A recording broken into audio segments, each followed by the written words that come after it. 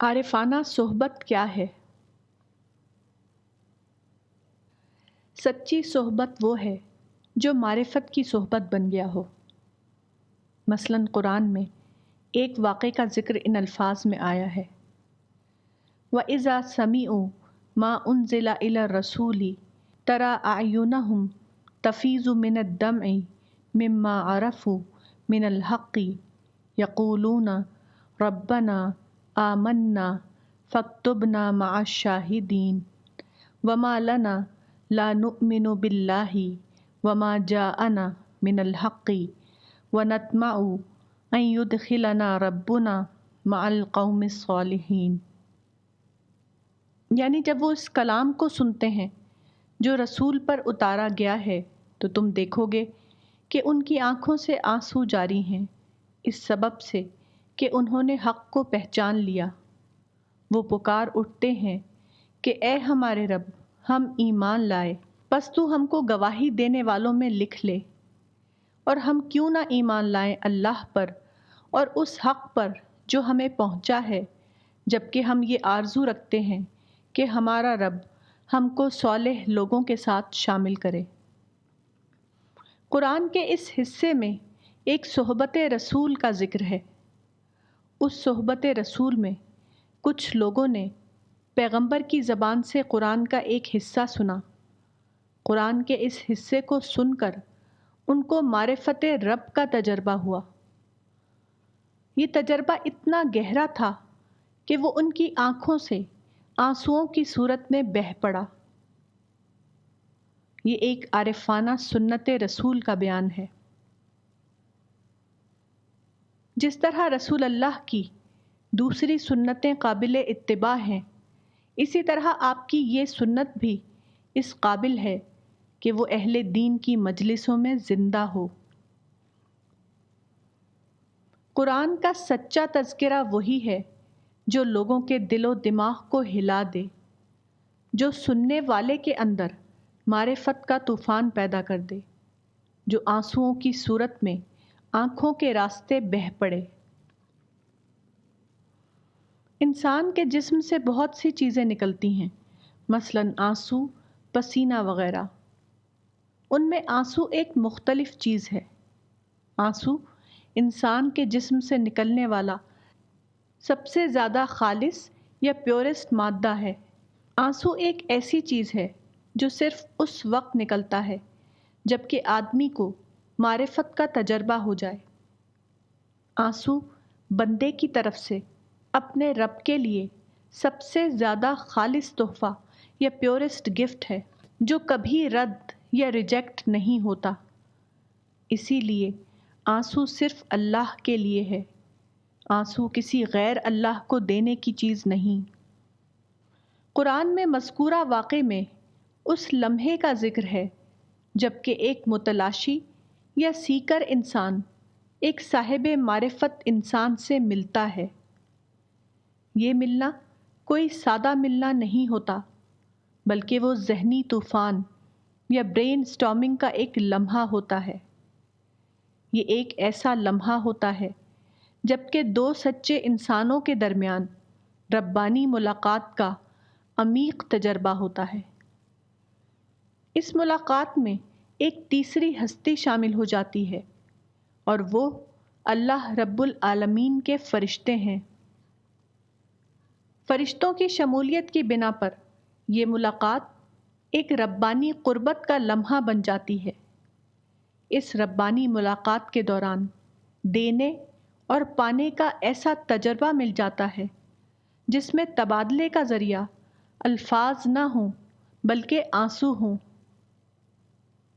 جبکہ دلوں کے دروازے کھل جائیں اور دماغ کی کھڑکیاں اس طرح کھل جائیں کہ اس کا کوئی دروازہ بند نہ رہے۔ یہ رسول اللہ کی ایک صحبت کا واقعہ ہے جو قدیم مدینہ میں پیش آیا۔ یہ واقعہ صرف مقدس کلام نہیں ہے بلکہ وہ ایک سنت رسول کا کیفیاتی بیان ہے۔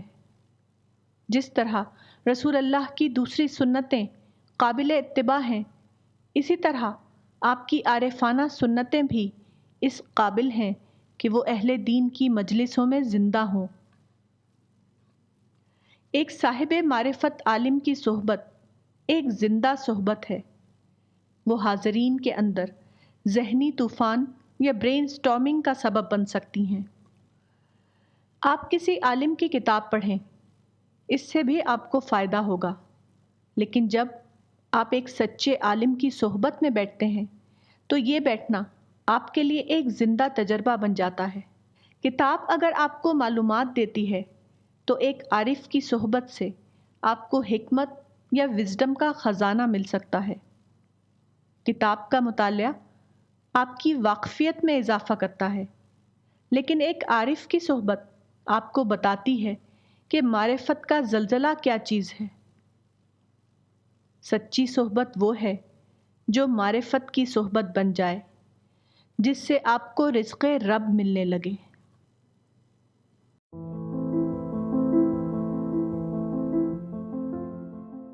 رزق رب۔ مریم بنت عمران ایک ربانی خاتون تھیں۔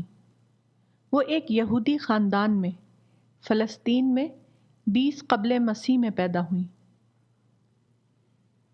ان کے تذکرے کے ضمن میں قرآن میں بتایا گیا ہے، فَتَقَبَّلَهَا رَبُّهَا بِقَبُولٍ حَسَنٍ وَأَنبَتَهَا نَبَاتًا حَسَنًا وَكَفَّلَهَا زَكَرِيَّا كُلَّمَا دَخَلَ عَلَيْهَا زَكَرِيَّا الْمِحْرَابَ وَجَدَ عِندَهَا رِزْقًا قَالَ يَا مَرْيَمُ أَنَّىٰ لَكِ هَٰذَا قَالَتْ هُوَ مِنْ عِندِ اللَّهِ إِنَّ اللَّهَ يَرْزُقُ مَن يَشَاءُ بِغَيْرِ حِسَاب۔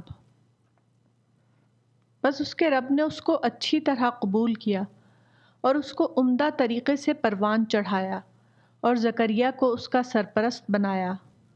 جب کبھی زکریا ان کے پاس حجرے میں آتا تو وہاں کچھ رزق پاتا۔ اس نے پوچھا، اے مریم، یہ چیز تمہیں کہاں سے ملتی ہے؟ مریم نے کہا، یہ اللہ کے پاس سے ہے، بے شک اللہ جس کو چاہتا ہے بے حساب رزق دے دیتا ہے۔ قرآن کی اس آیت میں رزق کا لفظ مادی رزق کے معنی میں نہیں ہے۔ اس کا مطلب یہ نہیں ہے کہ جاڑے کے موسم میں گرمی کا رزق اور گرمی کے موسم میں جاڑے کا رزق، بلکہ اس کا مطلب یہ ہے کہ معرفت کا رزق، اللہ کی دریافت کا رزق۔ حضرت زکریا کا سوال تعجب کے طور پر نہیں ہوتا تھا، بلکہ شکر کے طور پر ہوتا تھا۔ اس رزق سے مراد وہ رزق ہے جو اللہ کی یاد سے انسان کو ملتا ہے، جو آخرت کی یاد سے انسان کو حاصل ہوتا ہے، جو اس یاد سے انسان کو ملتا ہے جس کا ذکر قرآن میں ان الفاظ میں آیا ہے، إِنَّ فِي خَلْقِ السَّمَاوَاتِ وَالْأَرْضِ وَاخْتِلَافِ اللَّيْلِ وَالنَّهَارِ لَآيَاتٍ لِأُولِي الْأَلْبَابِ الَّذِينَ يَذْكُرُونَ اللَّهَ قِيَامًا وَقُعُودًا وَعَلَى جُنُوبِهِمْ وَيَتَفَكَّرُونَ فِي خَلْقِ السَّمَاوَاتِ وَالْأَرْضِ رَبَّنَا مَا خَلَقْتَ هَٰذَا بَاطِلًا۔ عارفانہ صحبت اس صحبت کا نام ہے جس میں صرف اللہ کی اور آخرت کی باتیں ہوں، جس میں صرف جنت اور جہنم کی باتیں ہوں، جس صحبت سے اللہ رب العالمین کی یاد دلوں میں آئے، جو انسان کے دل و دماغ کو اللہ رب العالمین کی باتوں سے بھر دے۔